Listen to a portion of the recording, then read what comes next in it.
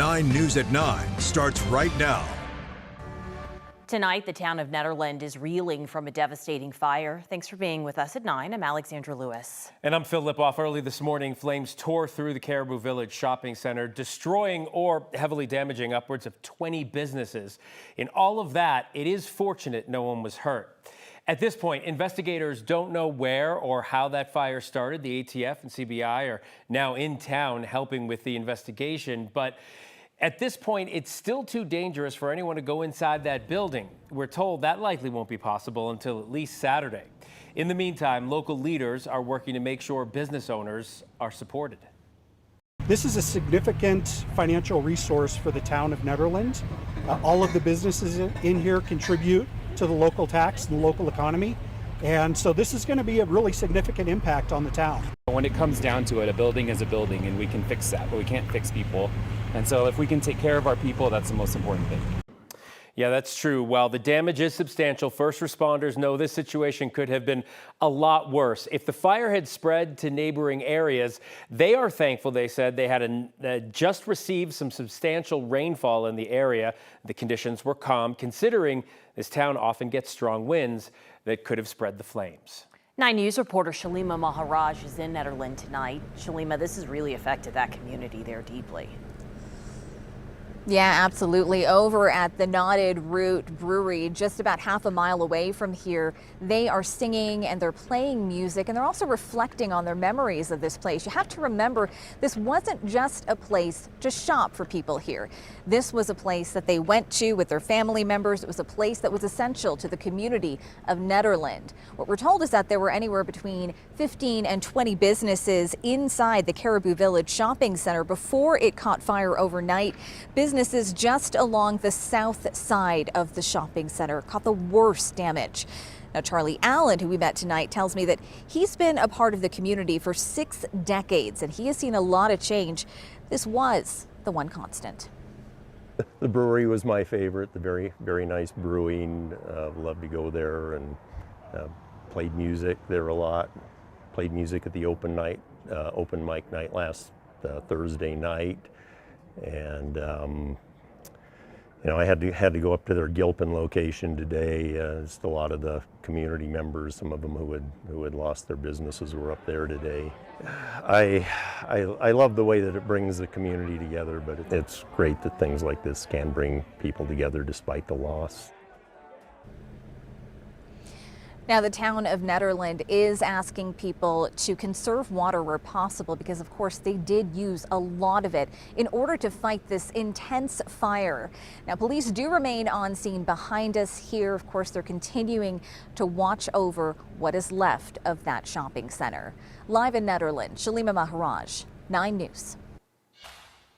A nonprofit that connects people with animals lost in the fire. They lost a lot. Wild Bear Nature Center was founded 30 years ago. They spent 15 of them in that shopping center. A lot of little animals that lived in there. We lost some life in this fire. Wild Bear says they had cockroaches, a snake, salamanders, and a beloved 45-year-old turtle inside the building when that fire broke out. In the hour since it started, a fundraising campaign for Wild Bear has already raised over $40,000. The space where Boulder County deputies worked is among the places destroyed in this fire as well. In 2023, the Sheriff's Office reached an agreement with the town of Nederland to perform law enforcement duties there. That was after the police department disbanded. As part of that agreement, the town provides a place for deputies to work. And then we'll be looking at where's the best place for us to relocate for the long term. We know this is going to take a couple of years to rebuild. And so we'll work with the town and figure out a place that we can work out of and have our deputies be able to continue to do their job and support the town of Nederland. Yeah, so in the short term, during the rebuilding process, the sheriff says they'll relocate deputies assigned to Nederland to the County Public Works building, which is on the other side of town. He says it's equipped with everything they're going to need to do their job. Through all the destruction, there's some good news. The town's only grocery store is still standing. B&F Mountain Market was spared from any major damage. It's closed for the moment as people there assess any smoke damage. Train, Cars, Coffee, and Kava are also okay. So is the beloved Carousel of Happiness. Of course, we're going to keep following these developments out of the town of Nederland. You can stay up to date by signing up for our push alerts on our free 9 News app. A live look right now at Telluride. It is dry, but it is certainly not going to stay that way for long. Southwestern Colorado is about to get soaked.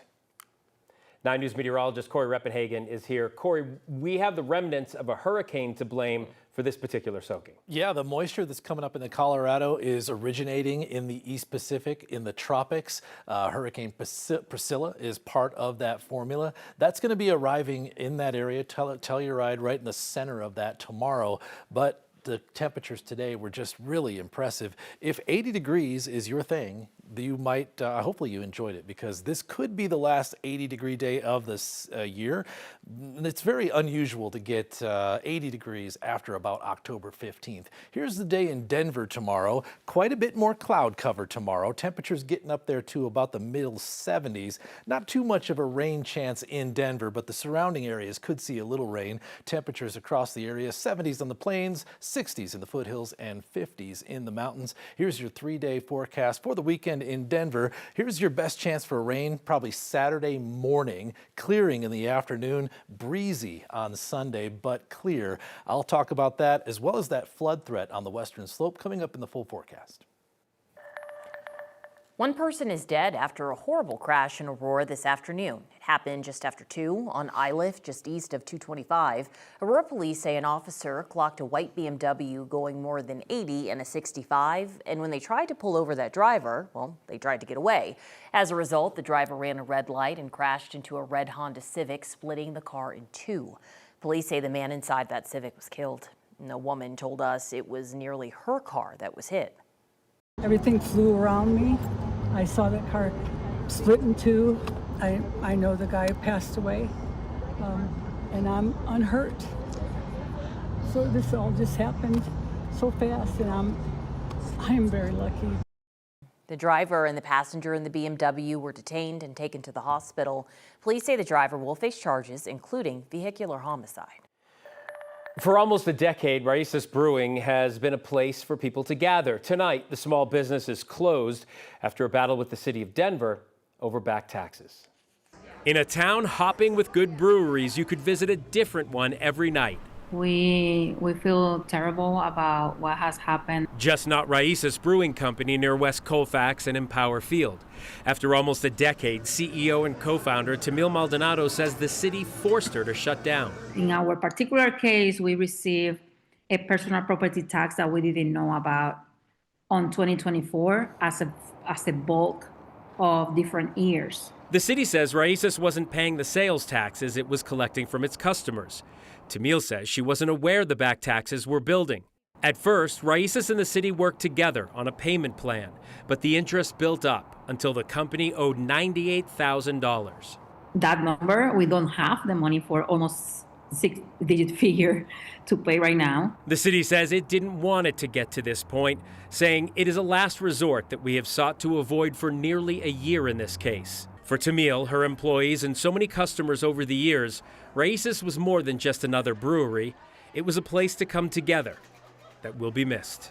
And where we can bring people together from different backgrounds to have a place of connection, a place that really is needed at this moment.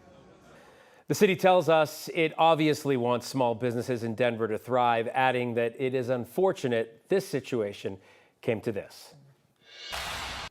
All right, the Avalanche off to a hot start this year. Colorado opened up the season with a 4-1 win on the road in Los Angeles. Tonight, the Avs return to Ball Arena for their home opener. For more on tonight's matchup with the Utah Mammoth, let's bring in our John Treach. It's happening. This is, they got it done in LA, but this is our Tinseltown when it comes to hockey. Right. We've got all the cups here. Yeah, it's the sound of a blaring horn, and it gives you chills. Hello, hockey. It's good to have you back. 19,000 in burgundy and blue fill Ball Arena for the home debut and this team of destiny. A few guarantees in life. Jared Bednar will look like a Fortune 500 boss in a suit, and the best player on the ice will be in an Avs sweater. That's Nathan McKinnon.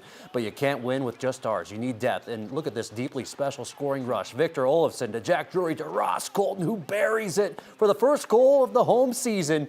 It is 1-1 as we enter the third period in Game 2 of 82. It's going to be a long one, so let's buckle up, guys, because it's going to be 282. That's right. 282. Just to put it in perspective, yes. But this team is so good, and they know it. And off to a really good start. Yes.